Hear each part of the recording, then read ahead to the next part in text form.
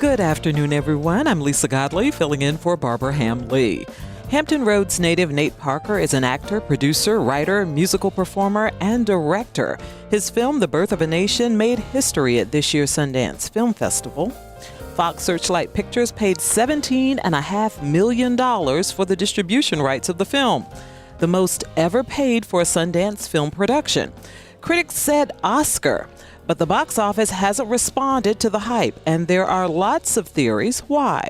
So what happened to The Birth of a Nation and other Black films that struggle to make it to Oscar worthiness?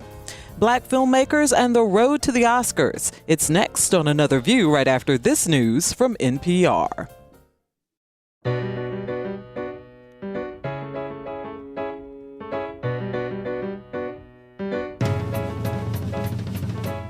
Discussing today's topics from an African-American perspective, this is Another View. Hello, everyone, and welcome to Another View. I'm Lisa Godley, filling in for Barbara Ham-Lee. Nate Parker's film, The Birth of a Nation, is based on the historic slave rebellion led by Nat Turner. The film made history at the Sundance Film Festival, and there was much buzz about an Oscar. Brothers, we've been chosen. The Lord's spoken to me. Visions of what's to come. A rise of good against evil. The first shall be last. The last shall be first. Stand with us. Stand with us. The Birth of a Nation.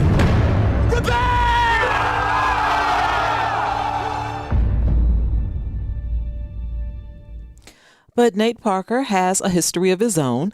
Many say that is the reason box office sales have slumped. Others say it's the wrong story at the wrong time. What we do know is that Black films have had a tough time making it to the Oscars, and today we'll explore why.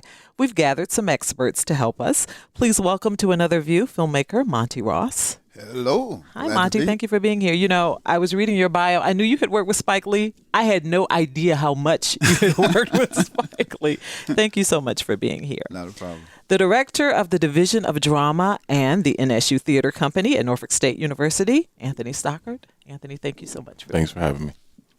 And Kenya Cummins, who is a political science major at Hampton University and is minoring in filmmaking. Good morning. Thank you for having me. Good morning, Kenya. And Kenya, tell me a little bit about your camp where you worked with Nate Parker. I should say workshop. Right. So last summer I had the privilege of attending the Nate Parker Summer Film Institute. It was a 10-day course which took place at Wiley College, which is an HBCU in Texas. And during the week there, or the 10 days there, we made a short film with the students that collaborated there. Students across the country were practicing directing, screenwriting, acting, all of those things. And as well, we filmed a documentary about the process. Okay, all righty. Well, let's start talking about the film, Monty. I'm going to start with you. Why do you think it's not doing the way it was? I mean, it got a standing ovation at Sundance. What's going on? Well, one of the things about timing, I always say to any filmmaker, you always want to make sure that you cover your bases. And when it comes to African-American culture, you definitely want to make sure, even though this is a serious topic, but you also want to make sure that there's something entertaining. You want to make sure that there's something, of course, there's going to be tons of wisdom in this movie. There's going to be an understanding of, why, the who, that sort of thing. But at the same time, Sundance is in January, and the movie was released in October. So that's a big gap. So that's a lot of information that goes out to a target audience. They may feel really good about the film in terms of what happened in January. But by October, it's a whole new ballgame. And sometimes the best laid plans can go awry. So always, from our experience, we always felt like if there's humor in a film, despite, and Do the Right Thing, Radio Raheem is killed. But at the same time, throughout the film, it's one day in the life of, but it's slowly building, and there's all things being covered by different characters. So that by the time you get to Radio Raheem's death, you feel like, oh man, So it's really, when I saw the film, I liked the film. But some of those elements I felt were missing, and it's just what we have to do as African American filmmakers, because sometimes from the time the good thing happened with Nate Parker and the film till the time it was released, a whole lot of things happened. A whole lot of factors went into it, and when the box office opens day one, you just don't know, and you're hoping and you're praying. So, in this particular instance, a large majority of the target audience, who happens to be, 18 to 25, they went to see Tyler Perry's Boo. Anthony, your thoughts? I agree. I just feel like the buzz from the Sundance Festival set a very high bar for the movie, and for it to be a story about African American history in this country, I thought that he had just been given the most amazing gift ever to have been this historic buy at Sundance, fueling the film before we've ever even seen it. But for many reasons, including some of his personal history, the lapse, perhaps even the timing of it, it seemed like there was a rush to get it into Oscar consideration.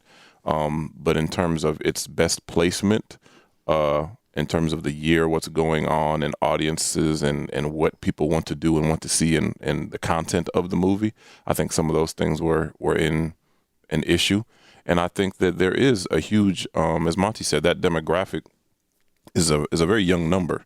And a lot of people do have this opinion that, they're tired of seeing, slave movies.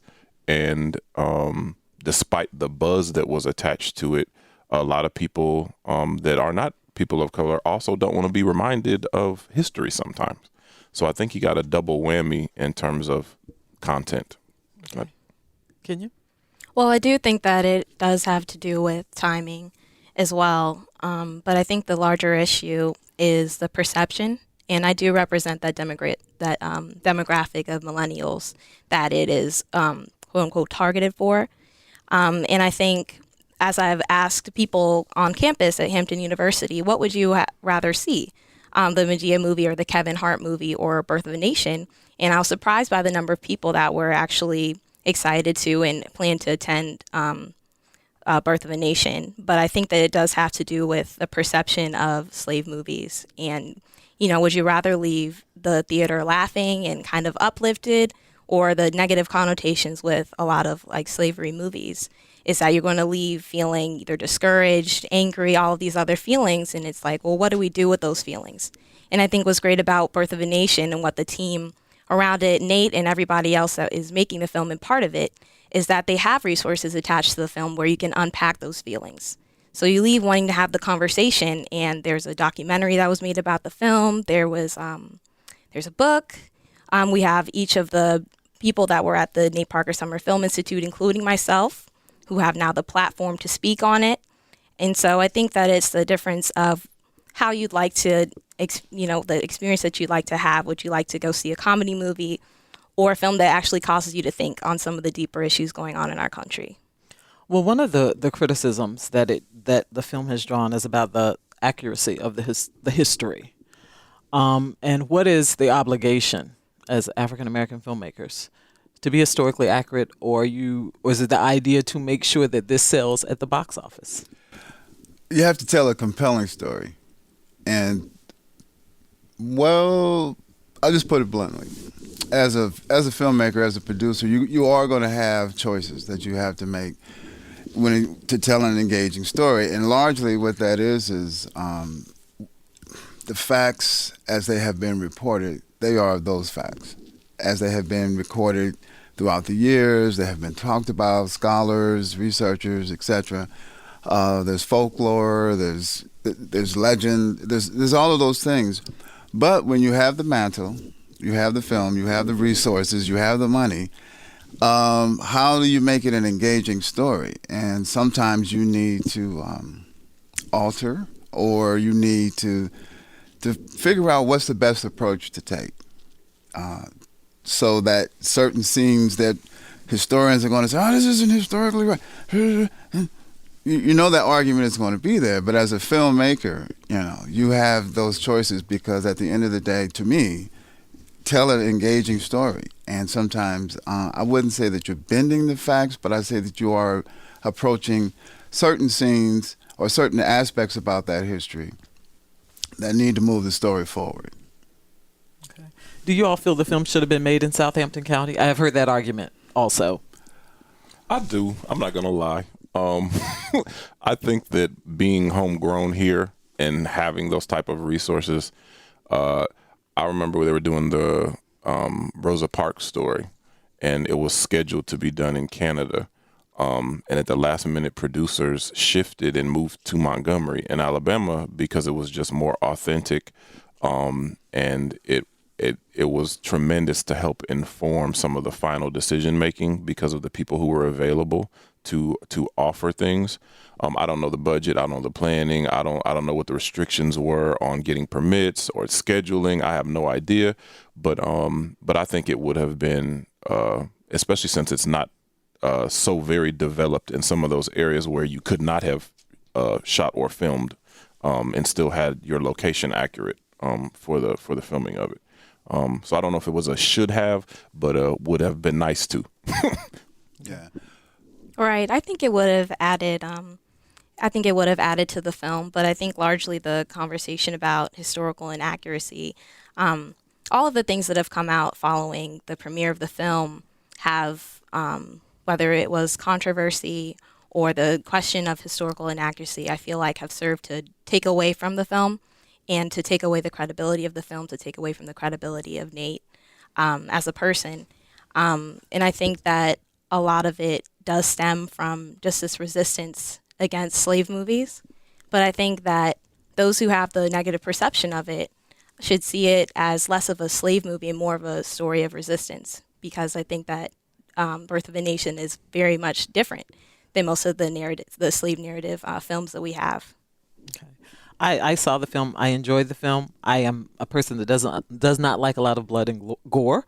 So I kind of watched it, kind of between. There were scenes that I watched between with my fingers, between my just kind of peeking through, trying to see what was going on. But considering the story, I was expecting that there would be those scenes that were like that. Andy, I have a question for you. 2002 was a banner year, or at least we thought it was going to be a banner year at the Oscars. Denzel won for Training Day, Halle won for Monsters Ball, and then at the same token, with all the excitement, I think Sidney Poitier was a lifetime achievement. It was just such a good year. Whoopi Goldberg was a host.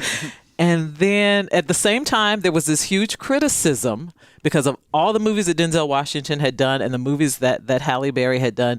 These were the two where they won the Oscars. Denzel was playing a corrupt cop. Halle was, an abusive parent who did some pretty sexually explicit scenes in the movie. What do we do? Where are we? And then there was nothing for a while. Right. And well, the big argument is that looking at legacy, when people have no idea what these films are, and then they go back to do research to say, these were the first, let me go see.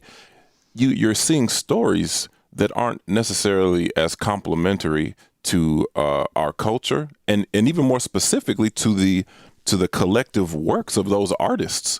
And many will argue that Training Day wasn't even the most challenging thing for Denzel Washington in terms of skill set, in terms of story, in terms of power, in terms of the things that make Oscar-worthy, Oscar-buzz performances. And I think that it is unfortunate that in our history, for as long as we look at the trendsetters, the trailblazers, everyone who is searching for information will have to be exposed to these two particular performances. And it's something that has greatly affected what the industry perceives as what is not appropriate, but if you want to get ahead in the industry, if you want to have a blockbuster movie, if you want to have something that is controversial in a way that helps you move your career forward, it also sort of solidified these stereotypes that look at these people, they did it. So I think it took a big hit to the quality, to the aspirations. I mentioned earlier that Angela Bassett was originally offered the role that Holly played and declined it because the content was not something that she wanted to be etched into her history when she's no longer here. So there's just a lot of things surrounding it that was a little unfortunate. And I think that the film Birth of a Nation, while it does not hold that same that plight of denigration to a culture, it does have this mark of now being a film about us that we did not support, that did not live up to the expectation, which will further complicate producers and studios from backing films like this in the future, because box office is the end game in this industry. Okay. Monty, working with Spike and a couple of Denzel, what went through you guys? What went through your mind when he won for Training Day and he had done movies like Malcolm X and some other, really stellar performances in other films? Well, I think one of the things we have to consider, there's always these periods, there's these periods where there's a heavy concentration of African-American movies that get played, and that was in the 60s. Then all of a sudden, 70s rolled around and there was nothing. So then in the 80s, we have, before that we had Melvin Van Peebles, but that was considered a real indie movie. But then you have the 80s, and then, as a group of young kids, us in college, we decide, we're going to pursue this and do it by any means necessary, and those films jumpstart another renaissance in black film. So all of a sudden you go from, 4 or 5 films to a lot of films. Well, what happens is audiences want to see the stories, but they want to make sure those characters have, they're going to have problems. But you also, for me, it's like you want your character to have a problem. But at the same time, sometimes we have to understand that, both of those films were directed by African-American directors, Lee Daniels and Antoine Fuqua. So, again, the stories were in their hands, and they wanted to tell a compelling story. So that meant if Denzel was going to play this character, he had to bring something to it, because he played these great roles, wholesome characters who get into trouble, their character arcs find a way to redeem themselves. Well, at this time, the marketplace was supporting more, quote-unquote, movies about hardcore life in the hood. If Denzel was going to play that role, the talk among the folks on the street who support that movie says, well, Denzel has been playing these really holistic characters with integrity. Good guy. Now he's going to come and do the bad guy? Oh, man. So, again, Denzel had to bring something to that role. And the same thing with Halle Berry. Halle's known for, but Halle Berry was known now for playing roles where the characters really, when she did Jungle Fever, she played, a young woman who was addicted to crack. But she was a trooper, and that she really wanted to bring that character to life. And you looked at her in the role, but what she left was an impression that as a young, beautiful woman, she had no problem playing that type of character. So you have all these conversations, one, largely because we're not on the screen that much. Well, it kind of changed now, though. But largely because we weren't on the screen between the period of 70s and the 80s. When we do get a chance to be there, we want to make sure that we have a great holistic images, characters that get into trouble, and then they come out. However, as time has moved forward, audiences are very demanding, and especially that audience that supports, films that deal with the dark side of what happens in our community as well. And if Denzel was going to play that kind of role, they were looking at him like, hey, where's your credibility? I've never seen you play this kind of role. But after he played that role, then it was a lot of young guys in that who looked at him as their hero, not only for in terms of what the character was doing, but also in terms of what Denzel could show them about what he did wrong, what the character did wrong in that movie. So, okay, all righty, let's take a phone call. Heather from Virginia Beach. Heather, thank you for calling Another View. Go right ahead. Yes, I saw Birth of a Nation. I thought the acting, directing, screenplay were brilliant. I almost did not go to see it because of the controversy of the director's past, but I said, no, I'm going to see it. I can't thank myself enough for going.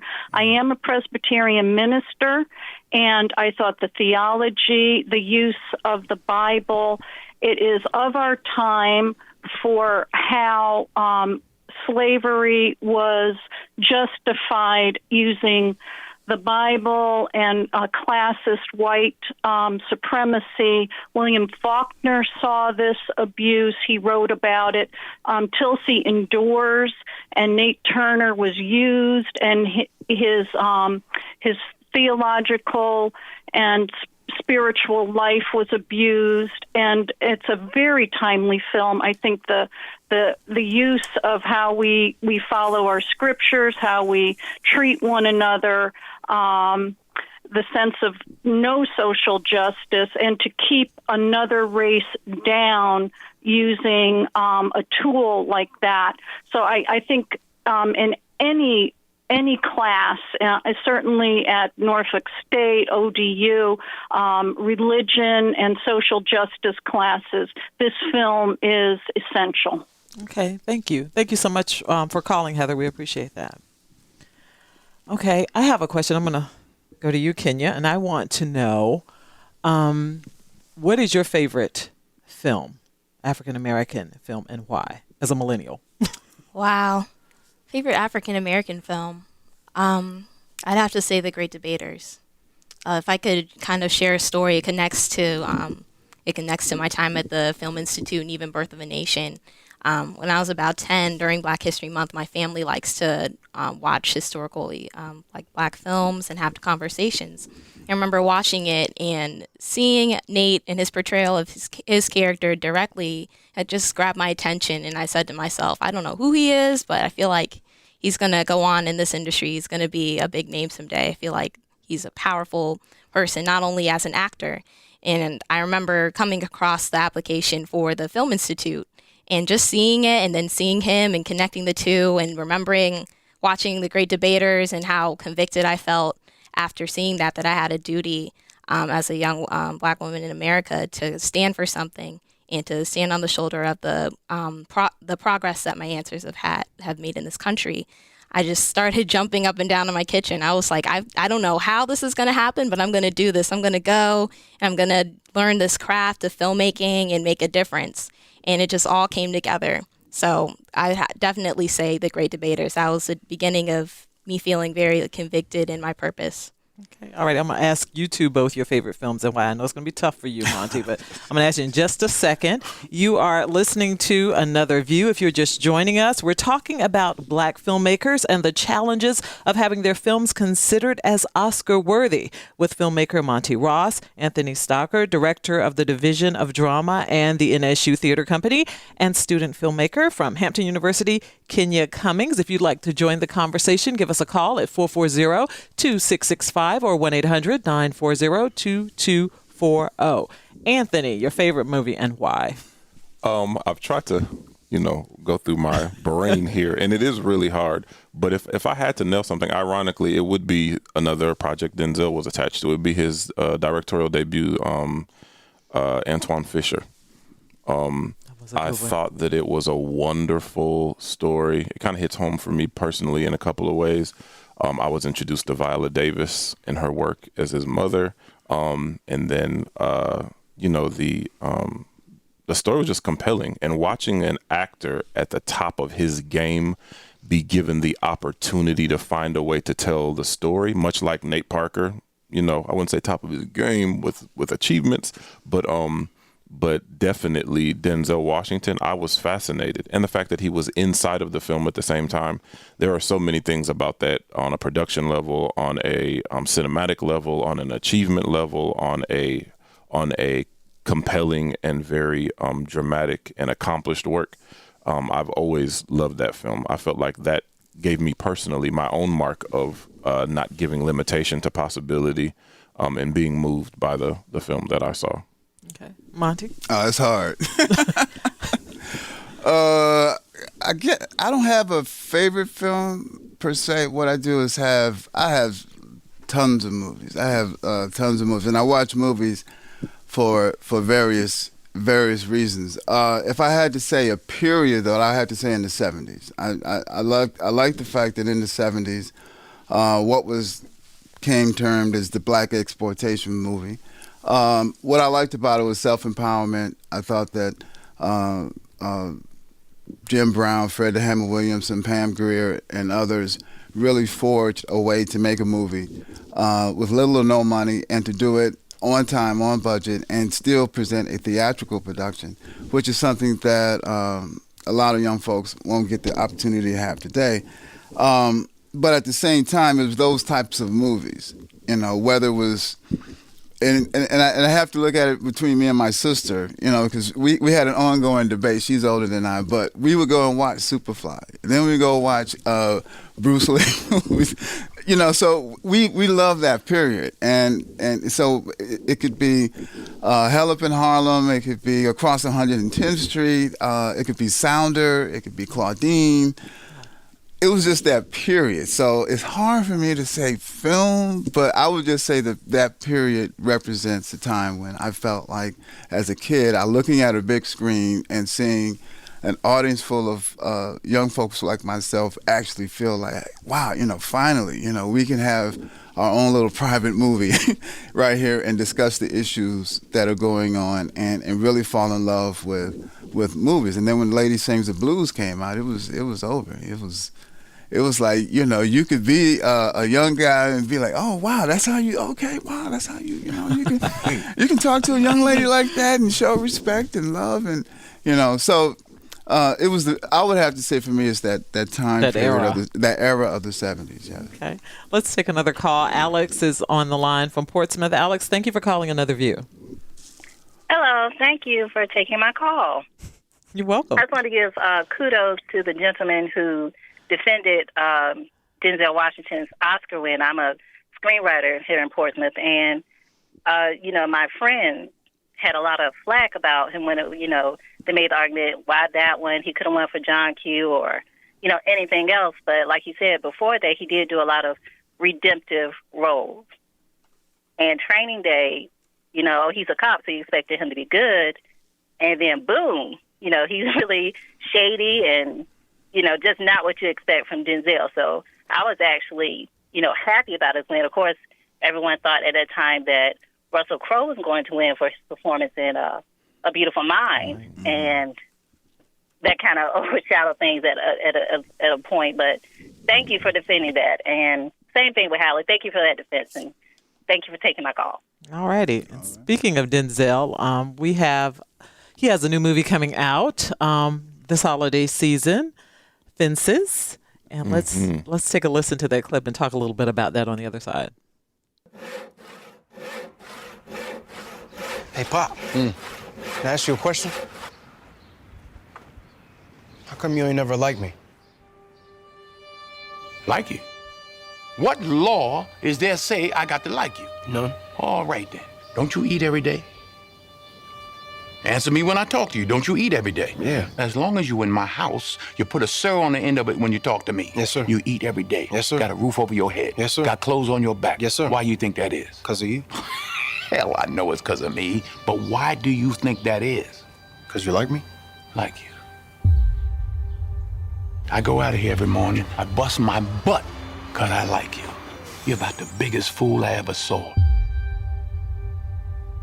A man is supposed to take care of his family.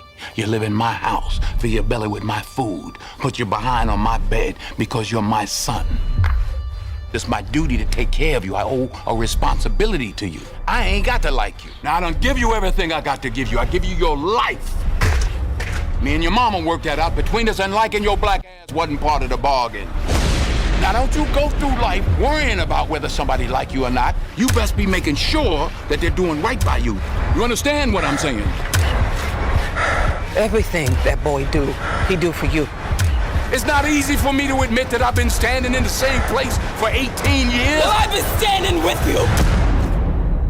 I gave 18 years of my life to stand in the same spot as you. Denzel Washington, Viola Davis. Is that going to be enough to bring people to the box office? Yes. Okay. See, I love August Wilson, but I do too. I'm just curious as to, are we going to support this film? What's going on? What are your thoughts? I'm definitely interested in seeing it. I think it reaches a much broader demographic than the previous film we talked about. I think it's Christmas time. It's a family tale. It's about it's a household. It's a slice of life. It is way more palpable for most people to look at, and Denzel doesn't make it, or in Viola, she's cut her own piece of the entertainment industry with her own following. It's almost unbelievable that the film version of this in this capacity would have a debut with such powerhouse people, starring in the show. I think it will see amazing numbers at the holiday season. Yeah, and it's also a testament to Charles King, who was a agent at William Morris, and he worked his way up to the very top and became a partner, and is one of the first African Americans to become partner. Now he has hung out his shingle with his film company Micro, I believe it is. So this is one of his projects, and he continues to raise money for his 4 projects, and this is, I believe, one of the projects that come in under his company, new company. So Charles King is a name we also have to associate with this project, but I'm going to see it. I mean, it's definitely something that I want to see. So yeah, because I've been a big time August Wilson fan, big time August Wilson, and a lot. There's also the August Wilson monologue series that has really done well, and I think Kenny Leon, as a director, has tried to make sure that young people get an opportunity in theater to express themselves as well. So that's another plus. So people can actually see and hear the work of August Wilson. This has been a long journey for his work. Is becoming a movie. But right. Paramount had the original Fences long time ago. I think that was the 80s when he first started, when Fences first came out. So. Kenya, what are your thoughts at this point? Do you feel like you've got a tough mountain to climb as an aspiring filmmaker? Are you interested in doing historic films? Are you interested in doing comedies? Where are you standing right now as far as? I want to do it all. I think that's my those are my goals. I feel like I'm living honestly in a renaissance of Black film. If you reflect on the last couple of years, we've had a lot of different narratives told. We have Creed that came out. We have Moonlight that's coming out. We have Hidden Figures, which is coming out soon, which I'm really excited about seeing. And there's so many different narratives. I feel like a lot of stories, different stories that are being told. And I think that we'd mentioned earlier that there's a negative perception, and sure, there are stereotypes that persist. And all of these narratives are going to give a more well-balanced of the Black experience, showing different sides of it, the Black woman experience of being a Black youth. And that's what I appreciate about the films that have already come out and that I've watched and that have inspired me. I'm interested in doing historical films, period films, adventure films. I think that there's, to limit that would be to limit the Black experience, because there's such a wide umbrella of experiences. Everyone's is different. And I'm interested in creating stories about me, stories about Black women that have inspired me. I mean, there's so many stories my family has shared for me, their experiences that I want to portray.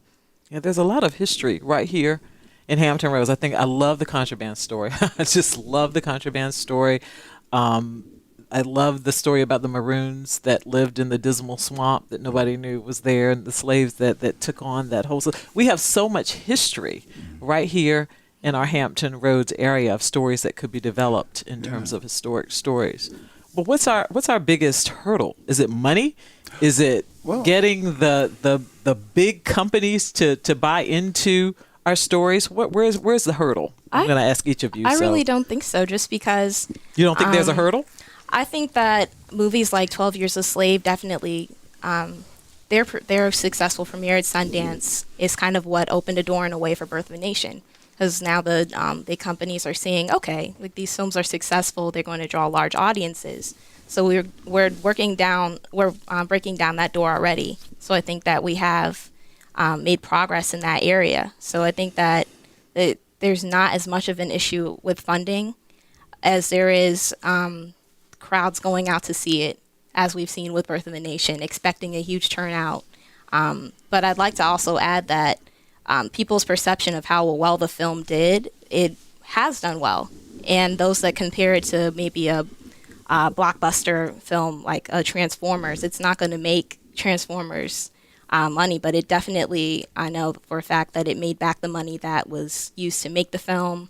Has a cinema score of A that the production company boasts. I think that there isn't as much of an issue with funding as there is with as far as like drawing audiences to see it when it does come out. Okay, Anthony? Well, I think it's definitely money.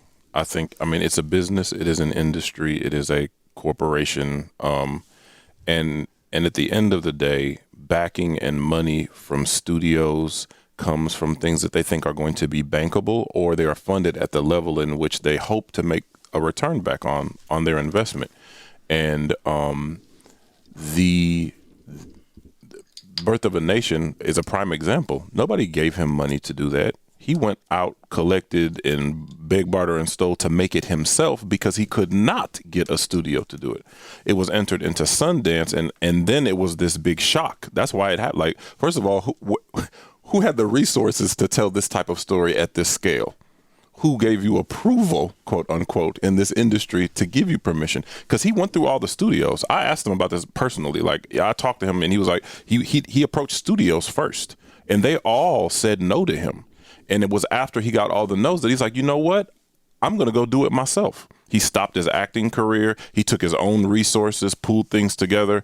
And had he not have made that decision to step outside of the mainstream, regular funding, submitting process, we would have no movie to talk about today. And I think that many of our stories don't get told because they're not seen as bankable. And in the spirit of what this conversation is about today, when that movie failed to hit expectations, the ability to get funding for similar projects just got knocked down. Monty, why is it that certain, and I'm going to let you come back and answer that question too, but why is it that certain films, particularly our films, when they only open in small numbers in certain theaters, and other films are like 3 screens at a certain, what is happening? What's going on? It all depends on the focus group. If it's a studio-based film, they're going to take at least 3 cities prior to the release of the movie to test it, and they'll have folks come and see a movie, and based on those test scores, they'll determine whether or not it's worth it to go to 3,000 screens, 2,500 screens, or platform it and go to a few screens and then move up. Moonlight, for example, is a movie distributed by a company that I've been following now for like the last couple of years. It's called A24 Distribution, but A24 is a company that what their goal is that it was 2 or 3 folks who worked in the investment community first, but in working in the investment community, they also worked with other film companies. Now they can come back and say, okay, we can raise a large amount of money, but what they do is they do one big film that's going to make them money, and then the rest are art house movies. So they have a really good distribution pattern. This was the second film they released with African American content. And this film did very, very, very well because it resonated with a certain demographic and what they like. But the release pattern was we're going to start limited, build a support for it, and then grow. So now it has become like that Oscar contended movie, only because again, timing.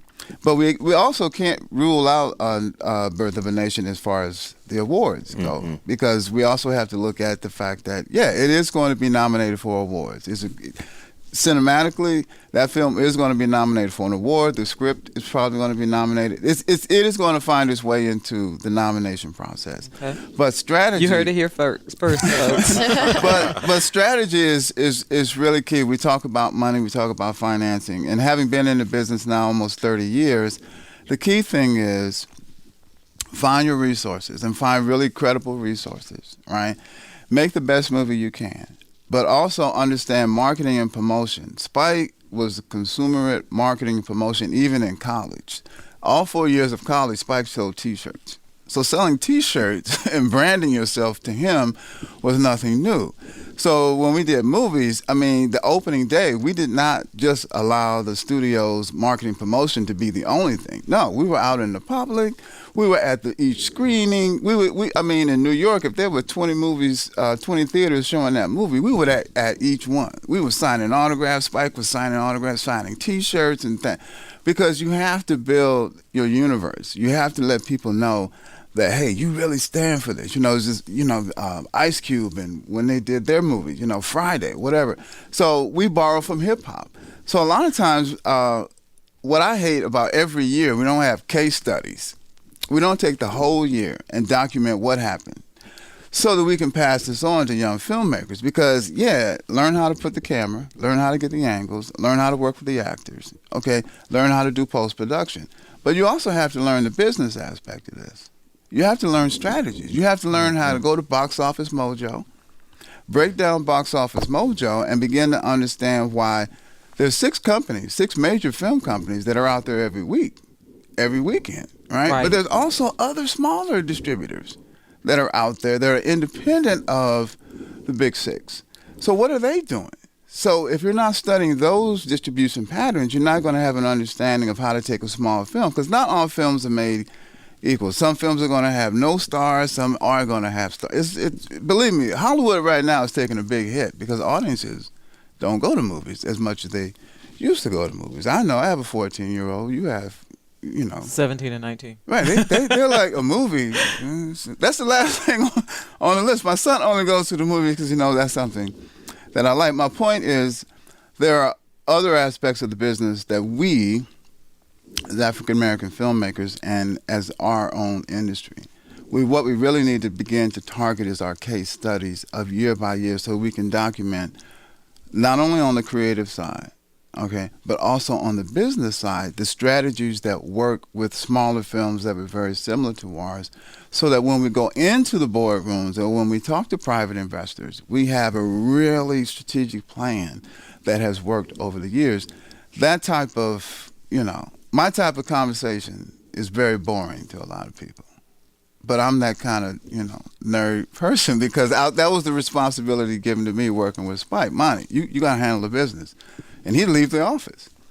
Okay. And everybody's looking at me, Monty. Well, so... What are we going to spend? Right. So those are the kinds of things that I would really like to see start in, 2017, especially given our political circumstances at this particular time. We only, believe it or not, we only have about 2 minutes left in the conversation. Oh, wow. But I do want to give you, and Monty gave some very good advice about what young filmmakers and filmmakers need to be looking at. Anthony, do you have advice for people that are really interested in the industry and seeing films flourish?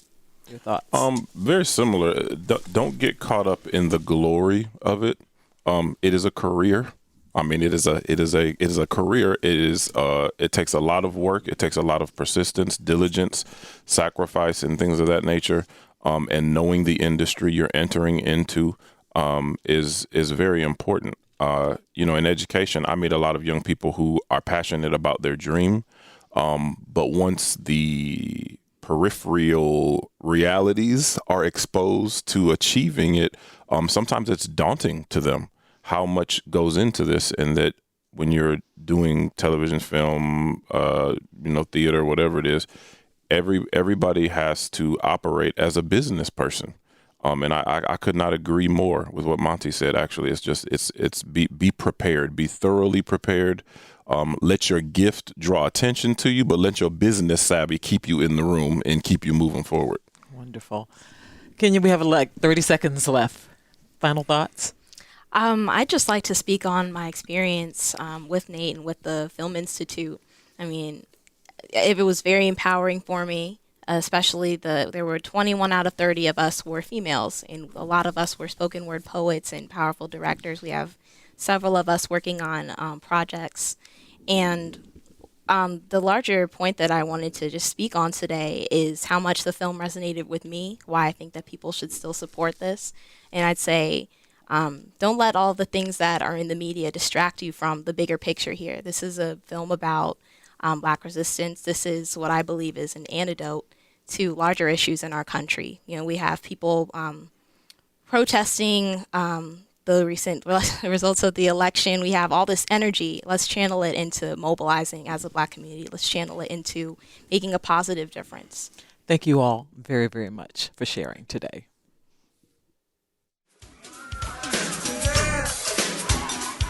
Hello, this is Spike Lee. What's happening? And you listen to Another View, 89.5 FM on WHRV.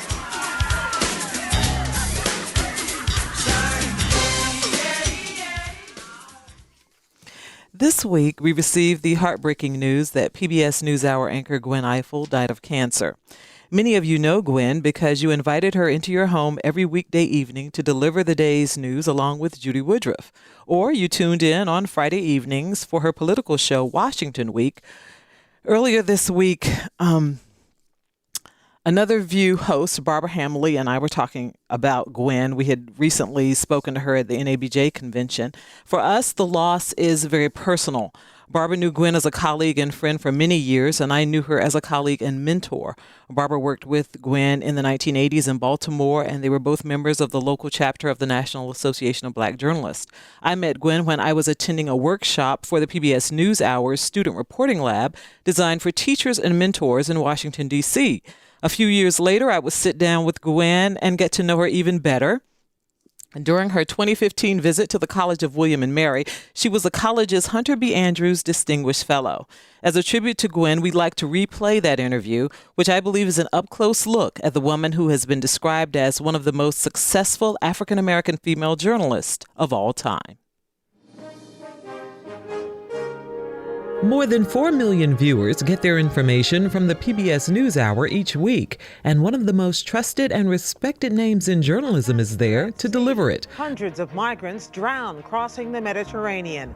Good evening, I'm Gwen Ifill. Gwen Ifill is humbled when people admire all she's accomplished, and she's quick to point out that she could not have reached this level of success without some help.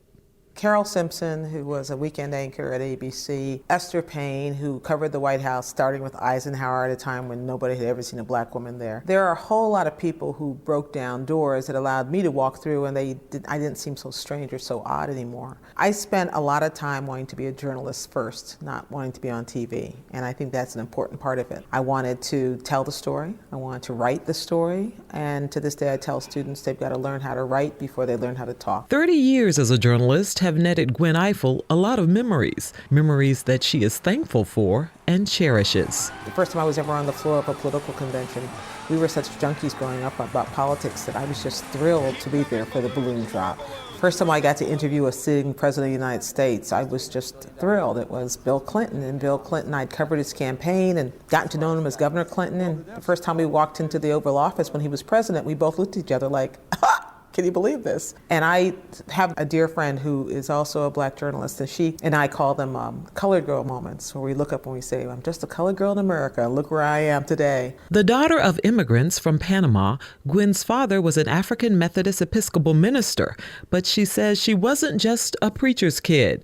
She was the child of a man who was very engaged in the world around him. He would bring home the current events. We were very conscious of marches in the street. We were very conscious of the connection between what government did, whether it was the Voting Rights Act, whether it was the end of the war in Vietnam, and how it affected our lives. And because we understood the connection between government and politics and our lives and how it actually changed our lives, we all maintained a really healthy interest in news and public affairs. In addition to writing a bestseller and serving as managing editor for both the NewsHour and Washington Week, Gwen Ifill has moderated 2 vice presidential debates.